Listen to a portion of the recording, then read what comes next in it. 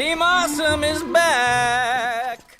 Thank you, Varian. That's right. Tangled Talk is back with a tale of two sisters. We're going to do a quick disclaimer before we begin reviewing the episode. Every member of Tangled Talk strongly dislikes this episode. Mm-hmm. Also, we're all on some level of not feeling well tonight, so the salt might be extra strong. So if you enjoyed the episode, which is completely valid, everyone likes different things, and you don't want to hear us ragging on it, please listen at your own discretion. We won't be upset. We won't be angry or anything. If you skip this episode of Tangled Talk, we get it. But, yeah, we're not going to be nice to the episode. So, as always, thank you for listening. But now, on to the review. So, A Tale of Two Sisters was directed by Shane Zalvin. It was written by Dave Schiff and Jeremy Shipp. The storyboards are Jerry Yu Ching and Anthony Mazzotta. We begin with Zontiri in the chamber of the previously destroyed Demantis device. She's taunting, the air, like, talking to Demantis, but that's, like, quote-unquote to Demantis. It's not like he's there. She's taunting Demantis, telling him that he has lost, and that when the eclipse comes, she will take the powers of the Sundrop and Moonstone for herself. She has also set a plan into motion to make sure that Rapunzel and Cassandra's once inseparable bond doesn't interfere, cementing the rift between them. Okay, so first, we learn that the eclipse is like a literal eclipse, instead of just a figurative thing that she was saying to Rapunzel.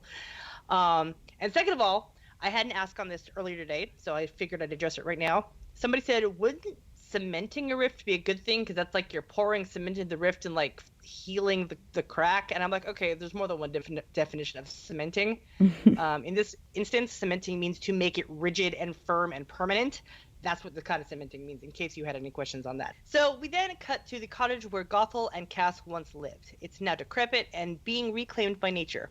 Two young boys from Corona head inside. We've seen these boys before. They've been background characters. But one of them gets a name now. Yay! I think he's voiced by the kid in This Is Us. It sounds like him. I think they're both voiced by the kids in This Is Us. Yeah. Because I remember that they were both hired on as, like, to be in the show, but I swear to God they were going to be young Eugene and Lance, and I was wrong. I guess we were wrong about that. I think this is them. Mm-hmm. So they are both scared, but they're telling each other that they're not. And they pass by the destroyed music box that Gothel gave Cassandra, as well as the other strewn about pieces of furniture. There's, like, a lot in the house. But then again, it was left as is. It's not like the captain felt the need to clean up before he left.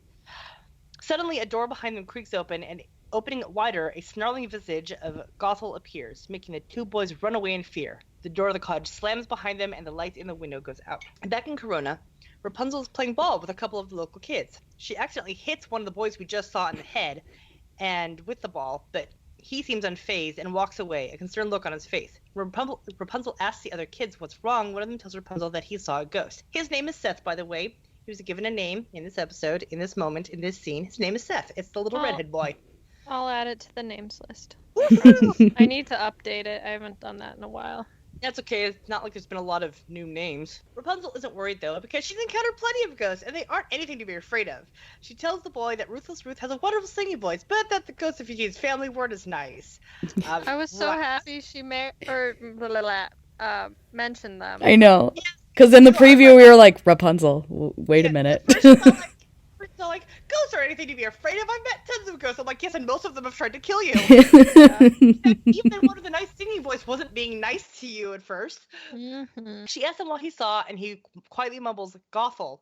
When she presses further, he freaks out, telling her they saw Old Lady Gothel's ghost. Pascal goes white as a sheet and falls backward on Rapunzel's shoulder, while Rapunzel gets her game face on and asks, where? I actually, really love the idea that Gothel's become, a legend, and is the boogeyman and this thing to be scared. You go to Old Lady Gothel's house and you'll run into Gothel's ghost. That's cool. I love that. See, the funny thing is that as much as I don't like this episode, there are small things I do like about the episode. It's like the other episodes that I hate. There's always something I do like about it. It's just this one overall I cannot stand. But the small things, I'll cling to the small things. We cut back to the cottage, with Rapunzel now standing before it. She heads inside, and we see from a different angle, now in Cass's point of view, as she watches Rapunzel. Rapunzel heads to the door that the boys previously opened and gasps in shock at what appears to be Gothel coming towards her. But as it stops and then zips away, Rapunzel realizes that it's nothing more than a wax figure. So I guess Zontiri is Madame Tussauds now. That's what she's doing in her free time. It's like, I'm practicing boomerang and I'm making wax figures. We're artists. We're artists, Rapunzel. Yay! You guys can paint. I can do wax. What? What do you want? But and apparently Matthews is great at cooking, and Gothel has new talents. What the heck? Gothel was the most useless disciple, I swear. Right? But like, I also really love that when she saw Gothel coming at her, she like took a defensive stance. She didn't like get freaked out Right. back of her. She Just was like, about to bring square up. bring it. She has lost the flight response and is now just fight. It's all feral. Rapunzel is all feral. I like that in this episode she like takes her hair down like 3 times. Right? And she keeps putting it back up, and I love that they keep showing her putting it back up. It's perfect. As Rapunzel makes this discovery, Cassandra enters the cottage, picking up the metal cylinder from the music box. Whilst Rapunzel tries to figure out who would want to make people believe Gothel's ghost was hiding here, Cass enters. She tells Rapunzel that her friend told her suspicious things were happening here, and as Rapunzel tries to tell Cass who her friend really is, Cassandra attacks, stating that Rapunzel doesn't belong here. Rapunzel fights back, knocking the shadow blade from Cass's hands, and takes it for herself, pleading with Cass to talk to her. But suddenly the music box cylinder begins to play, making Cass miss her mother. Upset, she makes a huge spike appear, pushing the house upwards, and Gothel's wax head hits a switch, opening a hatch. Oh, we like missed that part. Okay, I'm gonna back up real fast, guys. Just so you know, while they're sword fighting, like Cass like swings Shadow Blade at Rapunzel and like decapitates the Gothel wax figure. And so the head goes flying. So now, as the house tilts because of the giant spike, the head comes falling back and hits the switch on the wall. Okay, there we go. It opens a hatch that the 2 women slide through, down into a minecart. This random effing minecart. Just lined up perfectly. it's the wildest ride in the wilderness. And then like Cass kind of like half lunges at Rapunzel, so she like throws herself back against the wall of the minecart, which like gets the minecart to begin to move. It like tilts over the edge of like a downhill and takes them down a long swirling path before throwing them out onto the ground in the caverns below. Rapunzel gathers herself up, and we get this adorable shot of her with a ponytail for like 2 seconds. Yes! I love it! And then she does, and as does Cass, and she goes to strike once more, but Rapunzel urges her to stop. But it's too late, and Cass sends a spike up, hitting the ceiling of the way that they came in, trapping them both. So, like, also, Rapunzel, after she puts her hair up, she's, like, just kind of looking at the ceiling of the cavern and noticing, like, slight tremors. And so when Cass shoots up the spike, she causes a cave-in. So, like, yeah. It's interesting that Cass has, like, always been a strategist, and she's not anymore. Mm-hmm. Now she's always just, like, hit first and ask questions later. That's what happens when you're mind controlled. So neither of them is happy to be trapped under a mountain with the other, but things are about to get a lot worse, as they hear a horrifying shriek emanate from somewhere else in the cave. Rapunzel tells Cassandra that if they want to get out of here, they need to work together, and offers a temporary truce. But Cass doesn't need any help and tries to use her spikes once more to move the rocks blocking their exit. It doesn't work, though, and instead her rocks have now created rifts in the floor that leak poisonous gas. And we know that they're poisonous because the beautiful glowing mushrooms that are all over the place immediately start to shrivel up and die.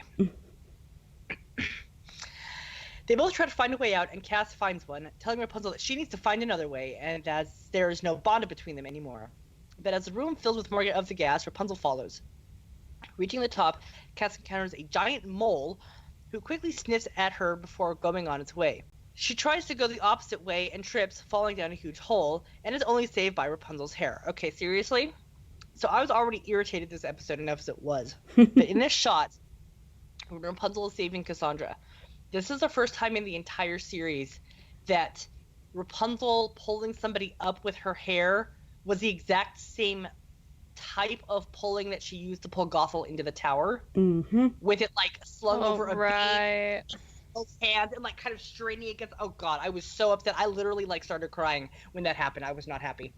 I actually saw a post on Tumblr, probably in the past week. It's like, okay, yes, we get it. You're using, like, tons of movie parallels. It's kind of been, like, getting to be a bit too much in the movie parallel department. Just like, yeah, At least with the Gothel stuff. Like, Mhm. you know, the other stuff is cute and fun, but, like, all the Gothel stuff, I'm like, yeah, I totally want to remember all the abuse that Rapunzel went through. Right? yeah. Yeah. Yeah, so, I mean, that's, like, the biggest thing with me. Is it's like, I yes, mean, get it, you Cass. know, With all the Gothel stuff, we're like, yes, we get it. Cass is Gothel's daughter. We get it. Mhm. You know? yeah. So I'm Like, I getting kind don't- I'm not saying that they should erase Rapunzel's trauma. I just, like, I don't need to be constantly reminded of it. Mhm. yeah, seriously. Because I'm like, yeah, I'm not 5. And the 5-year-olds probably remember as well. So, you know.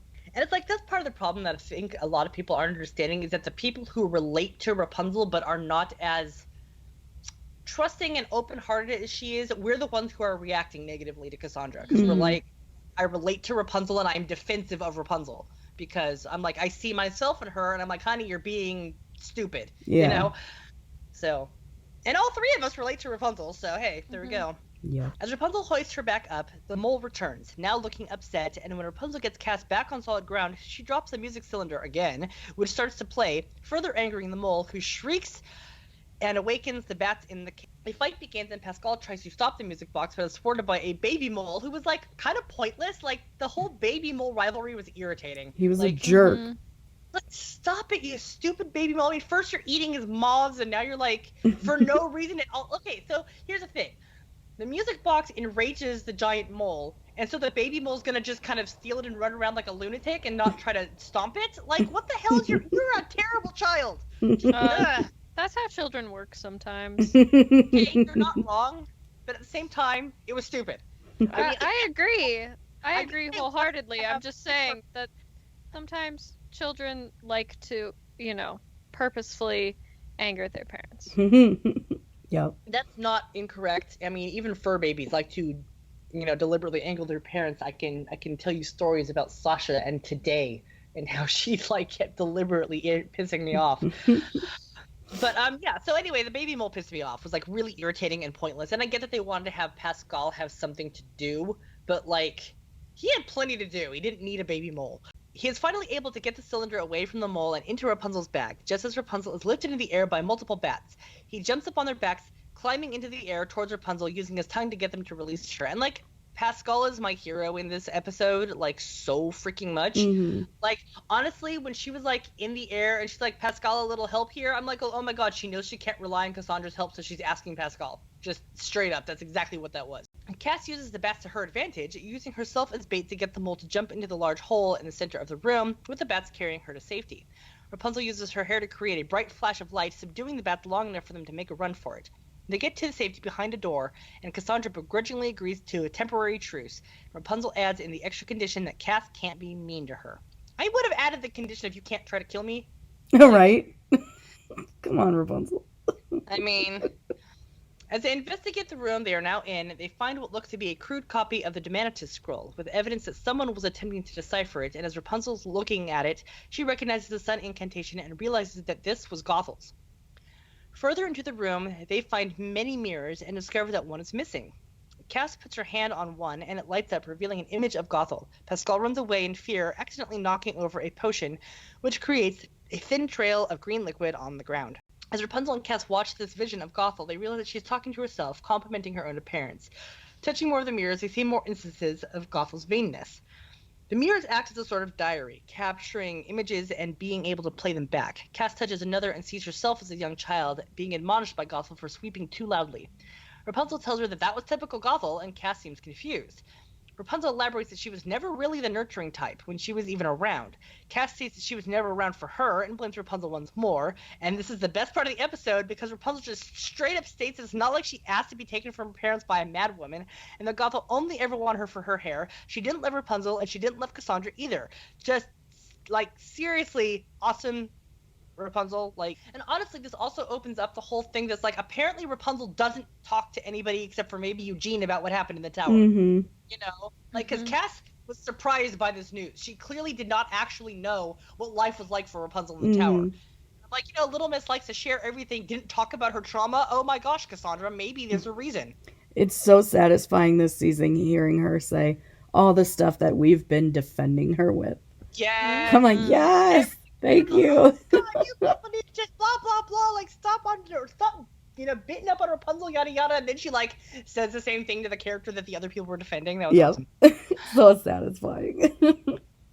As this sinks in for Cass, Zantiri appears, out of effing nowhere, and behind Rapunzel and a giant mirror, and she sneaks the missing mirror from earlier into Rapunzel's bag.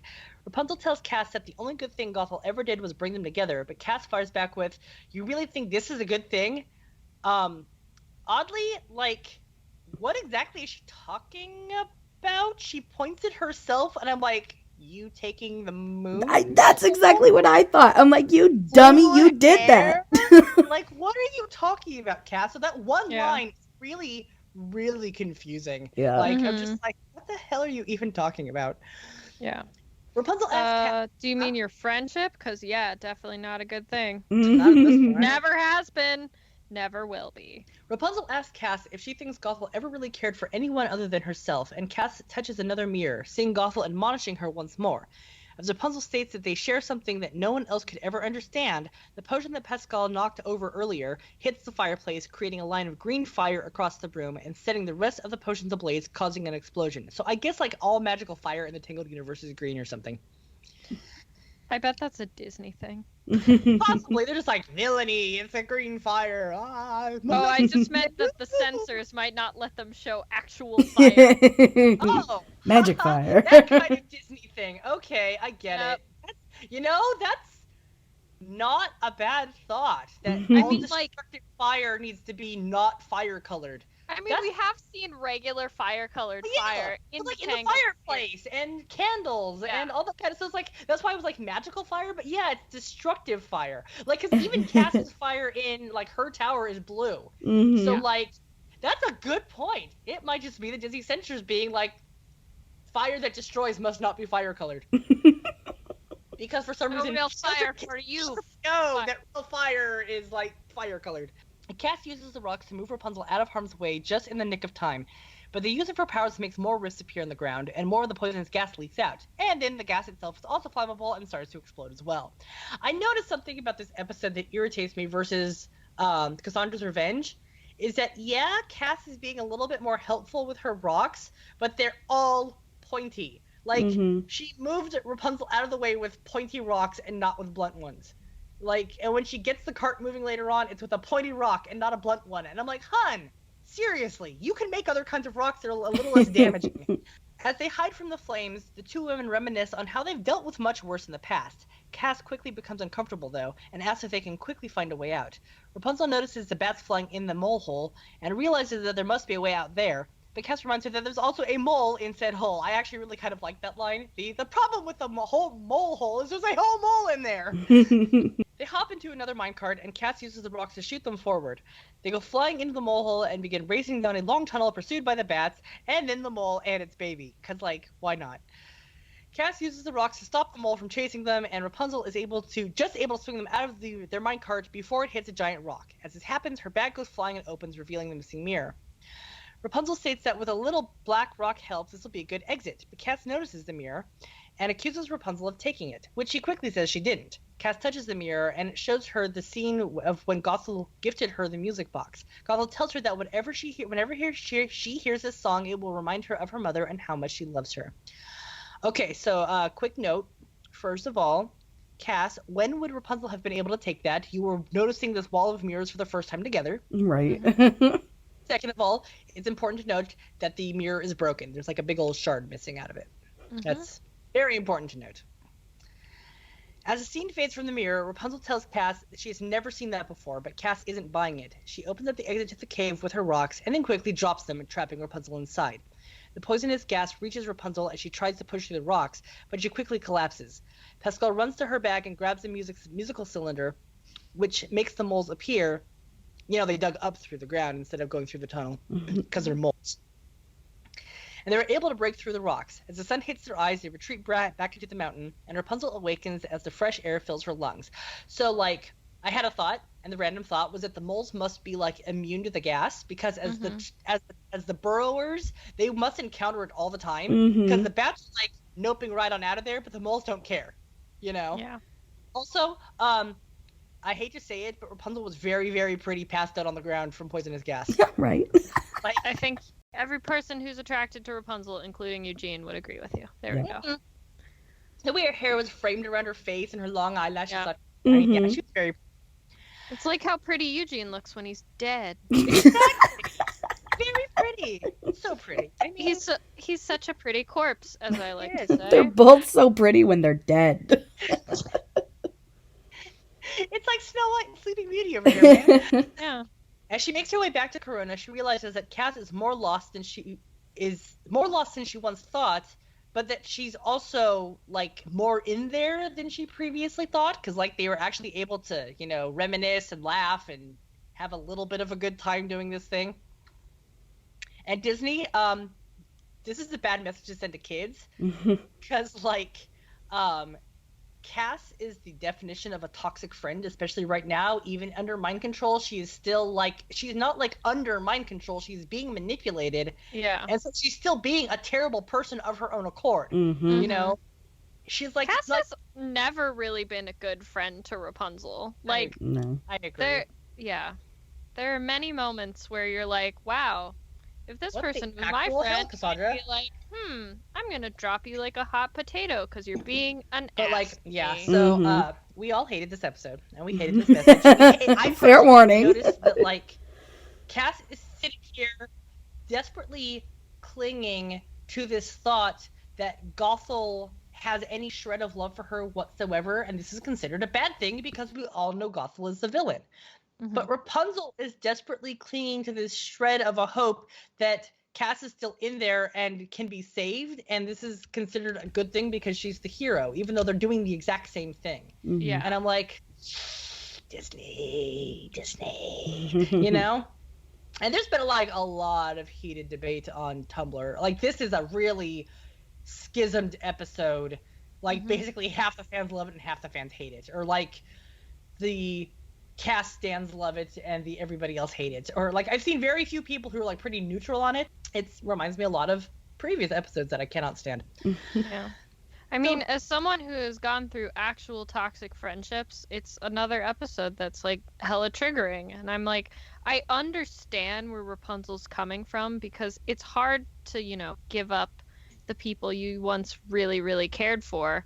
But, you know, Cassandra has tried to kill her multiple times now. Yes. So I'm like, hun, you got, like, yeah, she's got to wise up. Yeah. Also, one of the things that really bugs me about this episode in general is that, like, in reference to the plot of the series, it seems pointless because it didn't change the status quo at all. Yeah, You it know? really didn't. We've seen Cassandra hesitating all through season 3. Like, she keeps, you know, thinking for a split second, and she keeps wondering for a split second. So we know that she's, like, not 100% behind what she's doing, but she's doing it anyway. We know Rapunzel's never going to give up on Cass. She has stated that 50,000 times.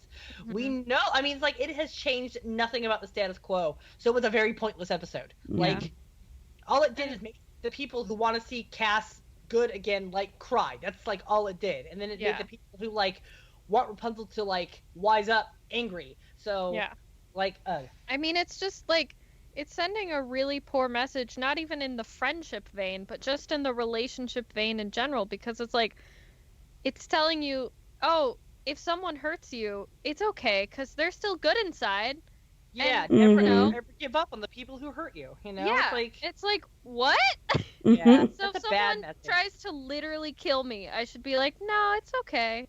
I know you're good in there somewhere. Yeah. I remember all the times we used to have. Yeah.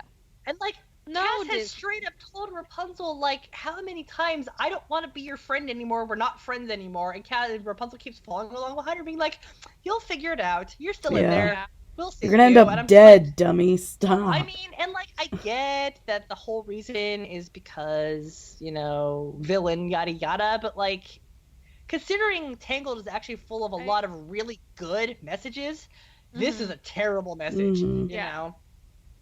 And another reason I could not stand this episode is just the whole Gothel thing.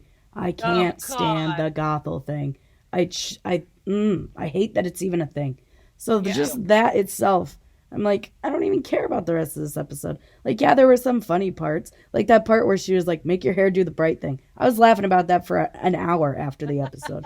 But like the rest of the episode, I'm like, this is so stupid. The Gothel thing is so stupid, and I can't get past that. Yeah. Honestly, that too, is that, like, the Gothel thing, like, considering how much I hate the Gothel thing, like, the fact that they're hammering in the Gothel thing, it's like, and any other motivation that Cass could have possibly had, like, the fandom was desperately saying, okay, well, at least the Gothel thing probably isn't going to be, like, a major thing, because it's not really a good motivation, and then it turns out to be, like, the only motivation. And Cass like, could have had so much better motivation for this, and I just think that the Gothel thing is such a cheap out. We actually have, like, a couple last scenes in the episode. Like, we really went off on the like, closing tangent. Did. I got a little bit more, though. So anyway, back at Cassandra's tower, we see Xantiri's holding the piece that was missing from the mirror that changed Cass's mind. She sets it down as Cass returns, and Cass tells her that she was right and that Rapunzel did know that Gothel really loved her. Suntiri feigns sympathy and tells Cass that with this knowledge, she will now be stronger. As Cass walks past her, she pushes a sliver of mirror off the ledge, and it falls. We see the rest of the scene. As soon as Cass takes the music box and runs off, Gothel hopes that will keep her out of her hair and calls Cass a lousy little brat. What a surprise! Gothel didn't love Cass. We never would have guessed that. Oh Shocker. my gosh, I was so shocked. I was like, bum, bum, bum. Not at all. Right? I was like, yeah, no shit. Of course That was she like the doesn't love opposite her. That was the opposite trying of to wee woo. figure What's the out- opposite of woo? That's the opposite of wee woo. Yeah. I'm Woo-wee? still I don't trying know. to figure out, like, I really got stuck on it, like, writing the notes for this podcast, but I was like, why? I don't understand how Gothel got pregnant and kept the baby to full term. my god! I'm like, But I'm it's not I over get that. that she's vain. I get that she's vain and wants to stay young, but we see her multiple times get too old with Yeah. the flower. So I'm Yeah. like, why didn't she just let herself get old? She was already like 400 years old at Right. that point. Literally, she could have sat around near the flower, waited until it was done, and then gone and de-aged herself. So it's not like Right. she was risking anything. I'm just like, it makes no sense, and I bet we never get an explanation for that. Oh god, Like- we're never gonna get an explanation. We have 3 episodes left. I know. And one of them is Eugene centric. So we're not gonna get an explanation for that. Nope. So We're not getting an explanation for anything but because, you know. speaking of the next episode being Eugene centric, I gotta say that Tom and Ricky are being absolute delights. Mm-hmm. Teasing the heck out of us and being like, oh, by the way, Flynnposter is going to be so much fun. Like, Tom drew the cutest freaking fan art of Eugene, being all excited that there was an episode about him coming up. Oh my god. That was It's so cute. I was like, yes, baby, it's all about you. so cute. I'm so hyped. Like, I've been waiting for this episode ever since I read the thing about Chris Demontopoulos. I'm just like, yay. And also, now there's this random current of a thought that Tom is not discouraging that there might be a song in the episode. Oh my And I'm gosh. just like, Oh. oh my He God. said to me that he was like, let's just say the whole budget was, spent on the mid-season. And I'm like, okay. Okay. See if I believe you. Right. Right. Well, yeah, and we'll also see next podcast if my theories were right. Mm. That's true. We're Oh almost my there. That's very exciting. I Like, honestly, my baby. I will say that, like, I expected nothing out of A Tale of Two Sisters, and I got nothing. So, Yep. like, at least I wasn't disappointed in it. You Mhm. know? Yep. But yeah, so next episode is the one that we really, really are excited for on this podcast. And Tumblr's going crazy over this episode. Like, everything is suddenly spontaneous Eugene Appreciation Week. I love it. It should always be Eugene Appreciation Week. That's what I Always. told somebody. They posted That's like, is it Eugene Appreciation Week or is this just for Flynnposter? I went, it's always a Eugene Appreciation Week. Also, this is Always appreciate Eugene. Yeah. He drinks his Respect Women juice, so we Yes. drink our Respect Eugene juice. Yes. Yeah. It's great. It's awesome. So, yeah, I'm way looking for. I'm like hyped for this episode, and I can't believe it's so close at the end. Oh my god, guys, we only have 3 episodes left. It doesn't Oh, exist if And you don't like, say I know it. that we're gonna like bring this up again next podcast, also for obvious reasons. But this is Tom and Ricky's last episode. Like, Yeah. it's the last one Ricky wrote. It's the last one Tom directed. It's the last one they did together. It's the last Tom and Ricky episode. Like, it's their last episode. And so, even though like they haven't actually been on Tangled for quite a while now, because their end of the work has been done for quite a while now, this is like their job is actually over after this episode. It's just like, oh, they're not on Tangled anymore after this episode. I It's so know. sad. So, yeah, it's like so bittersweet, and it's getting so close to the end, and like, I really want the end to not disappoint me. I mean, I know there's gonna be great stuff in it, because like, Mhm. engagement is gonna be in the finale, and you know it. This you know? is true. And we're gonna have We're all gonna these get- songs in the finale, and that'll be amazing, and I'm excited for that. And we're gonna Yeah, get like we've got- Monsters on Fury in the finale, and I'm excited for that. And like, We've got Ladder Song. We've Mhm. got the return of Brunette Rapunzel is yay, imminent. yes! Yes. That's another thing Tom drew a fan art of. Is he Babes. random fan art of Brunette Rapunzel because he's like, since we all know this is coming anyway, he just draws this cute picture of Brunette Rapunzel. I'm like, ah, Mhm. God. But yeah, so it's been super duper awesome, and I'm really looking forward to the next one. And I have no idea how I feel about Once a Handmaiden. Yeah. Oh yeah. Yeah.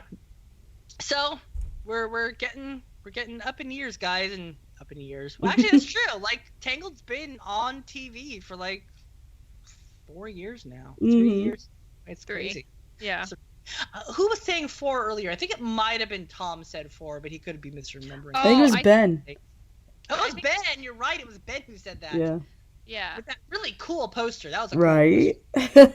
Yes. All right, guys. So with that, we are going to close out this episode of Tangled Talk. If you stuck with us to the end, then you are of like mind as us, because we warned you that we were going to be complaining the whole time. So we did. So I hope that was satisfying to you if you listened to us complain. And we will talk to you next time when we'll be like way more enthusiastic about the episode. So, Yeah.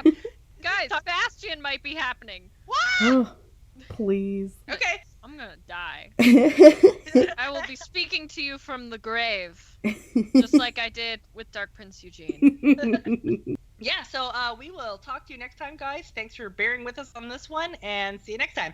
Bye. Bye. Bye.